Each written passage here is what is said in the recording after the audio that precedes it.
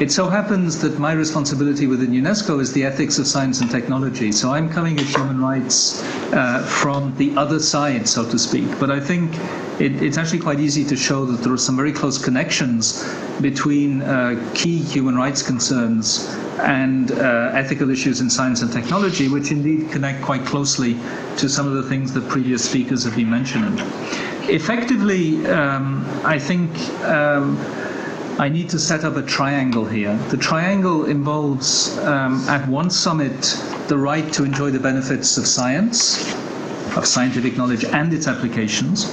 The second summit of the triangle is the duties of scientists, on which there is actually quite a strong body of international statements that are not drafts, but documents that have been formally adopted, not least by UNESCO.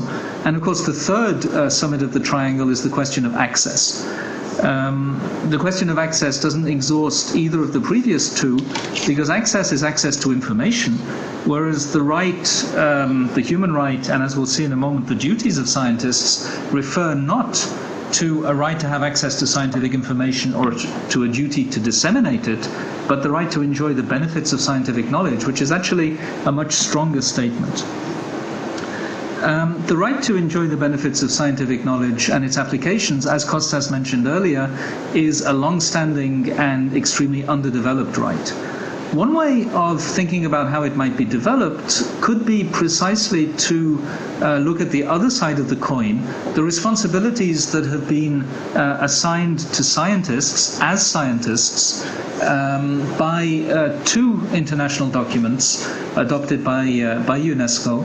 The first, a recommendation adopted in 1974 on the status of scientific researchers, which sounds like a very dry subject, and indeed does include whole paragraphs about things like conditions of employment and pensions.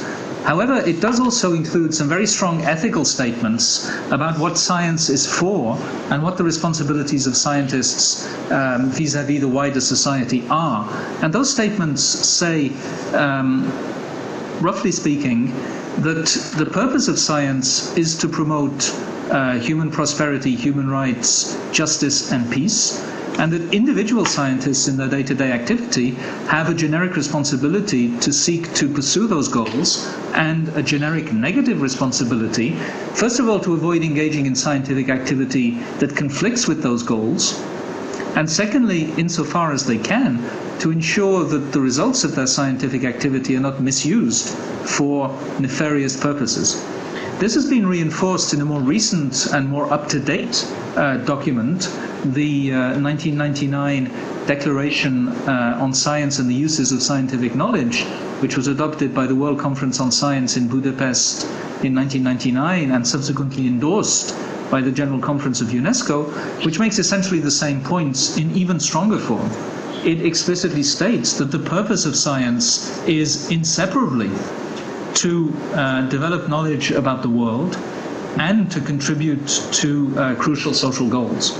And with respect to that idea of what the purpose of science is, some very clear statements are made about what the responsibilities of scientists are, again, to avoid engaging in activities that conflict with the fundamental ethical values of science, and to take such precautions as they can to avoid the results of their work being misused for purposes that conflict with those goals. Now, the mere fact that all scientists in the world might respect such ethical imperatives, and that states and other bodies responsible for research policy might build those ethical imperatives into research policies and into the institutional structures of research, probably does not suffice to guarantee that every human being should enjoy the right to benefit from the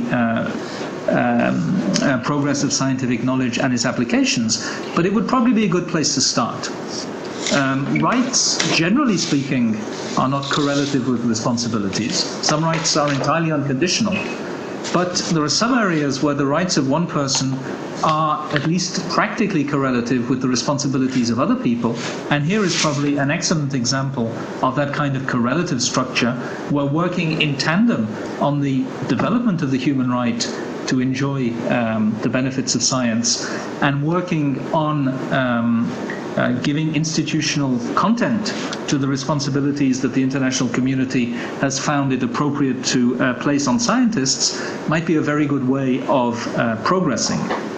Now, neither of these duties or rights is exclusively about information. But clearly, the right to enjoy the benefits of scientific knowledge and the obligation to make science available for social needs presumes at least that scientific information is accessible at the very least to all scientists, and preferably to anyone who might be in a position to use it, since the applications of science may not be themselves scientific. Think of many areas of social science and the humanities where applications probably fall within the remit not of professional social scientists, but of social actors more broadly understood. The traditional objections to freedom of access, particularly in areas other than scientific information, tend to focus on the fact that freedom of access would be either unfair to the producer or unsustainable because it would undermine the conditions in which production is possible. And I think the debate has to focus within the context of the rights and responsibilities of science on both of those points. Fairness is probably the easiest. In the area of music or literature, the reasons for which principles of copyright were established historically had a lot to do with ensuring fair remuneration for the creators of cultural products as a consequence of their creative work. With respect to science, this is largely irrelevant. Scientists are paid to do science, they're not paid to publish science. Doing the science is something that is funded by other sources of funding, and typically the amount of money that one can make from publishing the results of scientific work is fairly limited, often zero. It is not obviously unfair to scientists to make their results available free to anyone who might need to use them. Is it sustainable? And here I think there's a connection with some of the things that were said a little earlier about Wikipedia that deserves some reflection. At the level of publication, clearly open access to scientific information is incompatible with one model of the economics of publication. But that's not the only model, and other models already exist. There are open access models that have been developed in some scientific areas, and similarly there have been alternative commercial models that have been developed based, for instance, on submission fees and publication fees rather than payment by the user, on the grounds that since in any case scientific information is largely developed by various kinds of public funding, then the public funding should in addition cover the cost, which everyone recognizes to be non-zero, of bringing the information to the public domain. On the other hand, there is a rather more complex issue, which is the question of quality control. The publication process for scientific information doesn't serve simply to bring it to public attention or to make it available. It also serves as one of the key mechanisms within scientific communities of ascertaining what counts as good science and what doesn't. And rightly or wrongly, there is a lot of suspicion, not just within the scientific community, but outside as well, about scientific information that is disseminated without what are judged to be proper or appropriate mechanisms of peer review. And since the ethical framework that I mentioned earlier is entirely premised on the idea that the key social objective is to preserve the integrity of science, anything that detracts from the integrity of science would prima facie be a bad thing. So I think reflection, I've very nearly finished. Reflection should probably focus in the area of access primarily on the question of how the way in which scientific information is made available connects to the ways in which the integrity of the information itself is guaranteed. And with that, I stop.